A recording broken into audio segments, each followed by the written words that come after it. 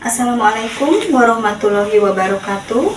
Perkenalkan, nama saya Lia Yulia STMM dengan NIDN 0429028001 dari Fakultas Ekonomi Universitas Galuh.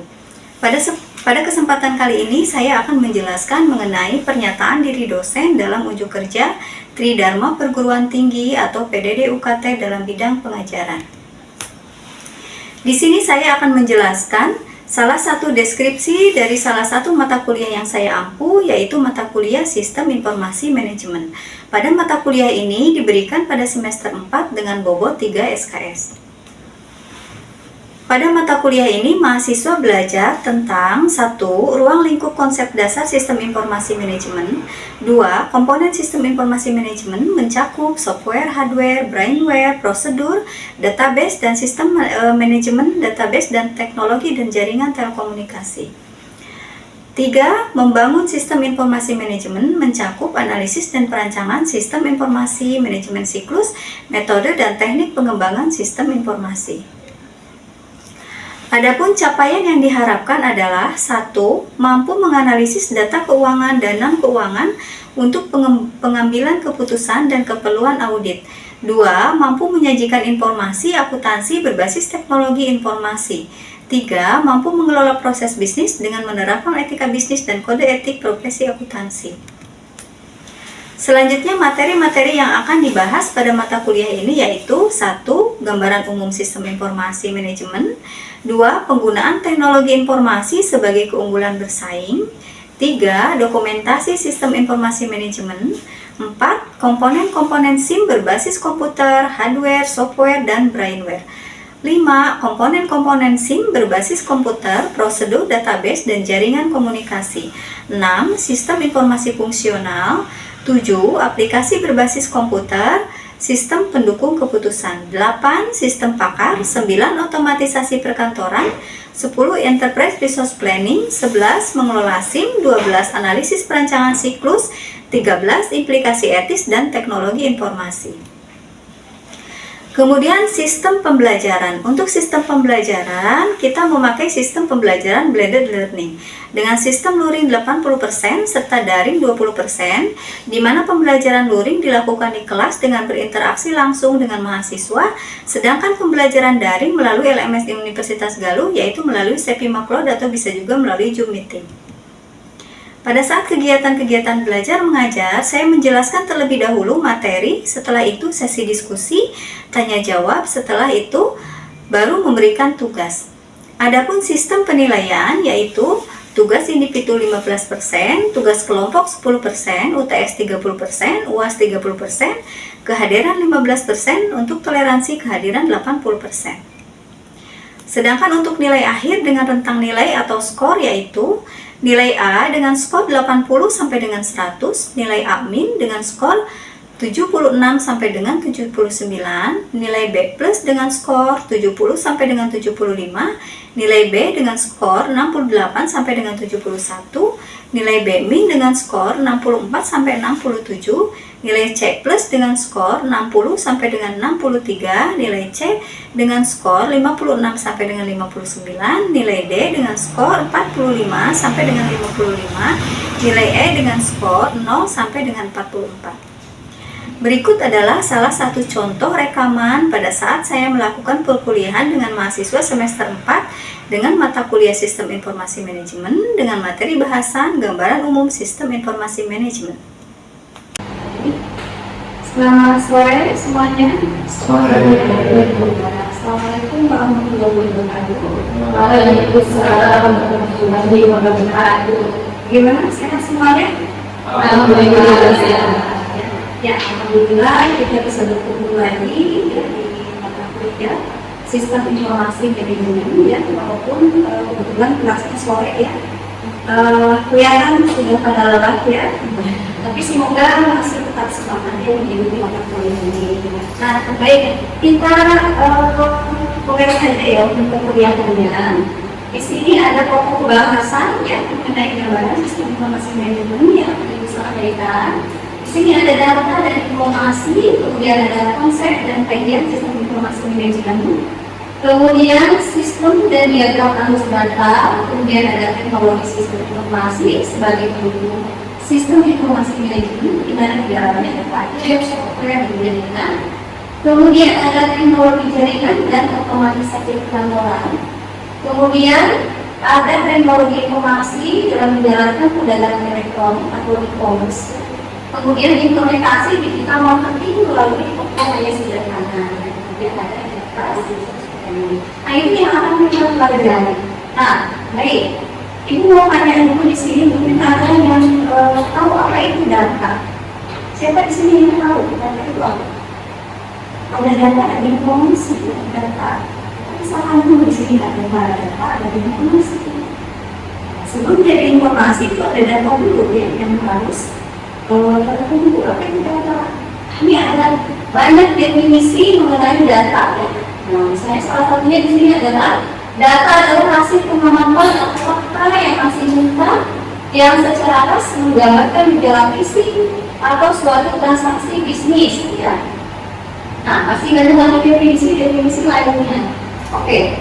Nah, ini adalah pengertian dari data. Jadi data itu apa di sini? Data itu adalah sekumpulan kata, bilangan, angka, simbol yang dibentuk dan diolah menjadi sebuah informasi. Ya. Nah, gambaran atau fakta itu berarti belum berarti ya bagi sendiri penerimaannya. Di sini ada dikatakan sekumpulan fakta dengan angka simbol yang dibentuk dan diolah menjadi informasi. Karena pada saat Anda mau memasukkan data menjadi sebuah informasi, contohnya membuat laporan keuangan, data apa yang Anda masukkan? Berupa apa? Berupa angka-angka yang dimasukkan. Ini di sini masuk ke dalam angka. Kemudian bisa digabungkan, ya, dan diolah menjadi sebuah informasi. Kalau informasi itu sendiri apa? Dan tahu informasi itu apa? Nah, ya, sama seperti halnya data, ada banyak definisi mengenai informasi, ya. Salah satunya di sini informasi adalah data yang diolah menjadi bentuk yang memiliki arti bagi si penerima dan bermanfaat. Ya. Itu salah satunya. Bisa juga dikatakan di sini, informasi yang maksudnya. Informasi di sini adalah data yang diolah menjadi bentuk yang memiliki arti bagi si penerima dan bermanfaat bagi pengambilan keputusan saat ini atau di masa yang akan datang. Atau bisa juga dikatakan informasi di sini adalah hasil pembentukan, penyusunan pengorganisasian atau mengubah data yang menambah tingkat pengetahuan. Nah, itu ya. Jadi ada banyak definisi mengenai informasi yang silakan Anda pelajari ya. Nanti ada kaji yang Anda kaji, ya, ditarik benang merahnya apa itu informasi. Kemudian jenis informasi ini juga terbagi, ada jenis informasi formal dan informal. Kalau formal itu apa? Formal itu contohnya yang dihasilkan dari dalam organisasi. Ya. Nah, kalau informal yang berasal dari luar organisasi itu, jadi jenis informasi. Nah, kalau fungsinya sendiri apa? Fungsi dari informasi. Oke, ini pertanyaan dulu. Informasi apa yang sering Anda tunggu-tunggu? Apa itu kuliah, misalnya ya? Atau kapan informasi nilai, misalnya nilai, ya. Informasi kapan nilai itu dikeluarkan, ya. Ada banyak informasi yang kita tunggu ya dengan adanya sistem. Nah, fungsi-fungsi dari informasi yang pertama untuk meningkatkan pengetahuan dari si pemakai. Kenapa meningkatkan pengetahuan dari si pemakai? Tentu saja, kalau misalnya informasi itu dibuat harus bermanfaat ya. Contohnya, misalnya informasi apa? Informasi misalnya untuk nilai tukang rupiah misalnya. Nah, manfaatnya apa? Manfaat kita bisa mengambil keputusan yang kira-kira kita mau apa yang akan kita lakukan, apa kita akan menjual kemudian atau apa yang akan kita lakukan atau mungkin yang lainnya ya. Misalnya informasi itu BMKG misalnya, contohnya apa? Kalau BMKG kaitannya dengan apa? Sana, itu kan salah satu manfaat dari fungsi informasi yang kita ya. Nah, selain meningkatkan pengetahuan dari yang tadinya kita tidak tahu, dengan adanya informasi kita jadi tahu informasi apa yang akan terjadi. Ya.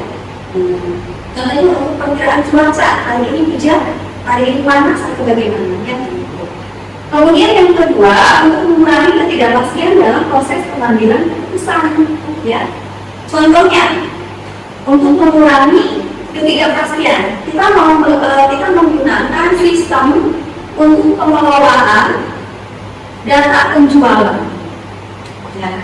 Kira-kira kaitannya kalau data penjualan dengan apa? Salah satunya dengan apa? Produksi misalnya. Dengan produksi, kenapa? Kita bisa melihat dari laporan data penjualan, itu kita bisa tahu penjualan kita untuk bulan ini naik atau turun. Kalau misalnya naik, bagaimana dengan produksinya? Apa yang harus ditambah kalau penjualannya naik? Ditambah kan produksinya. Kalau penjualannya turun, apa yang dilakukan? Ya, disini mengurangi jumlah produksi. Nah, itu salah satu contoh untuk membantu mengurangi ketidakpastian dalam proses pengambilan keputusan ya. Jadi kita tidak perlu dalam keputusan, adanya sistem misalnya sendiri ya. Kemudian yang kedua untuk mengurangi resiko kegagalan ya. Nah, Anda bisa lihat hampir sekarang semua bidang pekerjaan sudah menggunakan yang namanya sistem ya. Salah satunya di sini ada untuk mengurangi resiko kegagalan. Semuanya ya. Contohnya kegagalan apa? Kita tadi bicara produksi, kegagalan produksi misalnya. Karena produksi di sini sekarang sudah menggunakan mesin. Mesin sudah ada sistem, sudah ada sistem. Nah, yang namanya mesin itu bisa saja ya kalau ada kegagalan, tapi kecil ya, tergantung bagaimana kita mengelolanya. Jadi di sini diminimalisir ya, beda dengan kalau misalnya produksinya dilakukan secara manual, bisa saja hari ini bagus, tapi besok hari ini kurang bagus. Kalau dengan mesin biasanya rata. Nah, seperti itu. Mesin ini tidak terlalu berbeda ya, bahkan sama.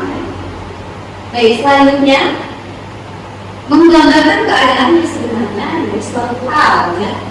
Ini bisa digambarkan. Kemudian mengurangi keragaman variasi yang tidak ditemukan ya. Kemudian memberi standar aturan-aturan dan keputusan-keputusan yang menentukan pencapaian sasaran atau tujuan. Nah, itu fungsi dari contoh fungsi dari informasi. Sekarang ada nilai ya. Nilai informasi ini ada 10 sifat nilai. Yang pertama, kemudahan dalam memperoleh ya. Jadi informasi itu semakin mudah diperoleh maka semakin baik ya, semakin baik. Kemudian apalagi kelengkapan. Nah, informasi yang baik itu harus lengkap, tidak setengah-setengah. Kalau informasi itu akurat ya, seperti itu. Kemudian teliti ya. Informasi itu harus teliti. Kemudian ada kecocokan dengan pengguna ya. Nah, apalagi sistem biasanya sampai tadi yang Ibu sampaikan cukup jelas. Baik, kalau begitu kita lanjut ya. Ini masih kaitannya dengan yang namanya data. Yang namanya data itu nanti berkaitan dengan penyimpanan, kemudian file, report ya. Nah, kita ke penyimpanan dulu. Penyimpanan apa? Ada yang tahu penyimpanan itu apa? Penyimpanan itu berarti ya. Penyimpanan atau penyimpanan itu adalah aktivitas sistem informasi di mana data dan informasi disimpan dalam suatu cara yang terorganisir untuk pengguna di kemudian hari. Tujuannya apa? Tujuannya adalah data secara khusus terorganisir dalam bentuk memori, Misalnya ada file, ada report, ya, kategorinya. Nah, ya. Kalau file itu apa? Anda sudah terbiasa mungkin mendengar istilah file, dari mana disimpan filenya. Lalu file sendiri itu apa? Nah, ini bisa Anda bacanya di selanjutnya. File itu adalah sekelompok karakter yang menggambarkan karakteristik orang, tempat, sesuatu hal, atau peristiwa pada suatu slide atau tayangan. Ini bisa dinyatakan sebuah file, ya. File, ya. Sekelompok karakter yang menggambarkan karakteristik. Jadi macam-macam dalam file itu bisa berbentuk teks, bisa berbentuk gambar, bisa berbentuk apa lagi? Suara, ya. Yang dikatakan di sini adalah sekelompok karakter. Tipe itu apa? Suatu kumpulan dari file yang saling terhubung. Nah, sebagai contoh di sini ada data nilai. Data nilai di sini misalnya data nilai apa? Nilai mahasiswa, ya. Apa yang terhubungnya? Ya, yang terhubungnya di sini ada apa? Yang kaitannya, kemudian ini nilai mata kuliah. Makanya pada saat Anda mau melihat hasil nilai yang Anda, nilai yang Anda, jadi sama apa yang Anda ini perlu nama, kemudian ini nilai mata kuliah. Nah, nanti baru muncul nilai apa, ya. Oke. Nah, kita ke database, ya. Ada yang tahu database itu apa? Database itu adalah suatu kumpulan terintegrasi dari file yang saling terhubung. Misalnya contohnya apa? Database personil suatu perusahaan, misalnya berisi file gaji, kemudian kegiatan personil dan keterampilan karyawan. Ya, bisa disimpan di database, ya. Ya, kita lanjutkan. Lanjut ke faktor-faktor yang mendukung desentralisasi pengolahan data, ya, dalam suatu organisasi. Yang pertama di sini ada pelayanan yang paling baik karena kepekaan terhadap kondisi lokasi. Kemudian yang kedua, kebijakan desentralisasi dalam manajemen. Dan yang ketiganya adalah kelakaan kesamaan di antara fungsi di antara unit-unit organisasi, ya, yang mempersulit adanya standarisasi sistem, ya. Oke. Nah, dalam sistem pengolahan data terdistribusi, data-data yang akan diolah disebarkan ke bagian-bagian. Namun, bagian-bagian yang tersebar tersebut disatukan kembali secara logik dan diawasi oleh sebagian bagian yang mempunyai peringkat paling tinggi sehingga membentuk satu kesatuan. Ya. Lalu, keuntungannya apa saja? Ya, keuntungan dalam pengolahan data terdistribusi. Yang pertama, ini dapat meminimalkan biaya-biaya. Ya. Yang kedua, mempersingkat waktu respon untuk memperoleh data. Ya. Kemudian yang ketiganya, pengumpulan pada data-data kritis secara lebih cepat. Yang keempat, kemampuan backup data yang lebih efektif. Ya. Nah, ini adalah siklus hidup informasi, ya, digambarkan seperti ini. Ya. Ini dilayani terpotong, ya, tapi di bagian bawah itu ada database, ya. Ada SD sistem informasi, kemudian ada elektronik mekanik, kemudian elektronik, media pelaksanaan, dan yang paling bawah ada database, ya. Oke, sampai sini ada pertanyaan dulu, silakan. Ibu lihat ke sini supaya tidak tangkap, ya. Silakan ada yang mau bertanya sebelum kita akhiri kuliahnya. Boleh silakan mau bertanya? Ya silakan. Siapa namanya? Boleh disebutkan. Perkenalkan, saya Istiawati dari kelas manajemen. Ingin bertanya, Bu, bagaimana skim dapat mendukung terciptanya lingkungan kerja yang lebih efektif dan efisien? Oke, bagus ya pertanyaannya, bagus ya. Bagaimana sih bisa membantu terciptanya lingkungan kerja yang lebih efektif dan efisien? Tentu saja. Nah, contohnya saja mungkin di lingkungan kerja, di kampus, universitas segala contohnya.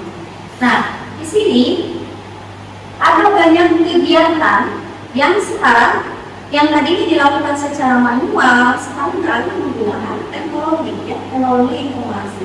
Contohnya dalam membayar perkuliahan, Anda tidak lagi harus antri di TU ya, tapi sudah bisa langsung ke bank atau melalui perbankan ya. Kemudian dalam pengelolaan nilai juga sama ya. Ada yang mencari informasi tentang nilai misalnya. Sekarang sudah menggunakan sistemnya.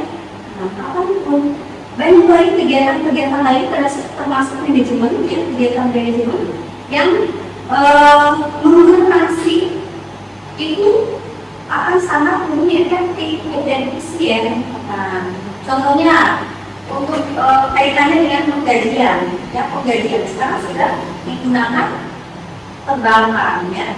Nah, tidak lagi secara manual itu benar juga ya. Selanjutnya kita masuk ke situs penguatan data. Kalau tadi kita sudah mempelajari apa itu data, kemudian informasi, kemudian file, report, ya. Masuk ke situsnya ya, situs pengolahan data. Nah, untuk situs pengolahan data sama dengan model sistem, ini ada input, ya ada prosesing data. Untuk input ini ada kaitannya juga dengan semua peralatan atau hardware ya, hardware untuk input ya. Misalnya di sini menggunakan mouse, kemudian ada keyboard, kemudian scanner dan lain sebagainya. Masih banyak lagi peralatan input ya di ini zaman sekarang digitalisasi. Jadi terfokus saja pada fungsi personal komputer. Ada kamera digital dan lain sebagainya. Kemudian proses kemudian output. Nah, output dari sini ada dalam bentuk suara, ya ada bentuk suara, kemudian ada benoknya ya, airnya, ya. Untuk output dalam bentuk visual bisa berupa gambar, ya. Kemudian di dalam output dalam bentuk suara. Kalau peralatan outputnya sendiri, kalau bentuk suara itu apa? Monitor. Kalau suara, peralatan outputnya juga tetangganya apa? Speaker, ya. Kemudian bisa dengan file juga ya, print out untuk output ya. Nah, ini adalah situs pengolahan data yang luas mulai dari original ya. Kemudian ada ini, ada processing, ada output, kemudian ada distribution, kemudian ada memory. Nah, untuk original ya, proses pengumpulan data yang berupa proses pencatatan data ke dokumen dasar ya. Itu mulai dari pengumpulan data, kemudian masuk ke pencatatan ya, kemudian nanti menjadi sebuah dokumen dasar, kemudian distribusinya. Itu proses dari hasil distribusi output kepada pihak yang berhak untuk membutuhkan informasi ya. Nah, kemudian pertimbangan metode pengolahan data bisa menggunakan volume data, kemudian ada kompleksitas, kemudian ada batas waktu dan menentukan perhitungan. Ya. Nah, untuk pengolahan data atau data processing, apa yang data processing? Data processing ini adalah rangkaian operasi atas informasi yang dilacak guna mencapai tujuan ya. Nah, unsur-unsur pengolahan data ini mengikuti apa saja ini ya. Pertama, pengumpulan dulu data, kemudian pembacaan. Setelah diumpulkan datanya, kemudian dibaca, kemudian dari filenya diperiksa, kemudian ke encoding, perekaman, kemudian ke penggolongan, kemudian ke pengumpulan ya. Kemudian ke peringkasan dan perhitungan ya. Selanjutnya ada perbandingan, kemudian pemindahan, penampilan kembali, penggandaan dan peningkatan luasan. Nah, untuk pengolahan data juga di sini dibagi lagi, ada sentralisasi, desentralisasi, dan terdistribusi. Kira-kira kalau sentralisasi ini seperti apa? Sentralisasi di sini adalah operasi pengolahan data dilaksanakan oleh suatu bagian yang terpisah dalam struktur organisasi yang sering disebut sebagai pengolahan data elektronik ya, atau EDP. Atau data juga dilakukan oleh yang pertama biro jasa ya. Nah, kemudian yang kedua fasilitas pembagi waktu bersama ya. Jadi bisa dibeli atau disewa dari suatu perusahaan ya. Bisa disebut dengan sharing ya. Kemudian di sini kita masuk ke bentuk pengolahan data tersentralisasi. Kalau tadi desentralisasi, sekarang tersentralisasi ya. Yang pertama adalah penghematan khusus dalam hardware dan penggandaan personalnya. Jadi untuk hardware ada harus sudah paham ya, hardware apa saja yang bisa digunakan ya. Nanti berikutnya kemudian penghematan karena meniadakan pengembangan sistem yang ada ya. Kemudian yang ketiga manfaat karena standarisasi, yang keempatnya manfaat karena sistem yang seragam. Nah, dalam sistem pengolahan data terdesentralisasi, kegiatan-kegiatan pengolahan data dilakukan dalam bidang organisasi, fungsional, yang merupakan suborganisasi. Nah, contohnya apa? Misalnya di sini contohnya fungsi organisasi yang bersifat fungsional otonom, misalnya adalah distribusi, kemudian keuangan, personalia, riset, keuangan, dan masih banyak lagi yang lainnya.